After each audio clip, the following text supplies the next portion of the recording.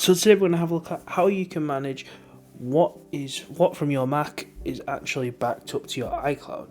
Now it's pretty simple. All we want to do is open up System Preferences. Then all you want to do is click Apple ID. Once you're in here, you're going to want to go down to iCloud. Just make sure you clicked on that there. And then from here, this is what is backed up from your Mac to your iCloud. So as you can see here, there's a variety of things. We can scroll down. We can change these things. So we've got things like our Siri, our stocks, our news, Safari, notes, all that kind of stuff.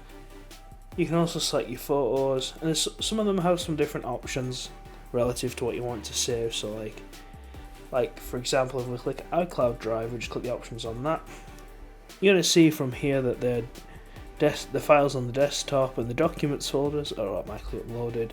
Some stuff in preview and some other things like GarageBand, iMovie, Keynote, Pages, and some other information even from some apps that we have installed like Mini Motorways and Skate City are already backed up to iCloud.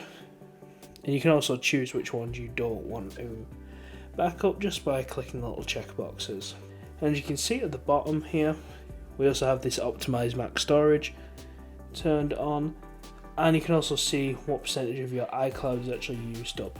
Now this iCloud storage is for the whole of all your Apple devices, so like your iPhone, your iPad, MacBook, Apple Watch, etc.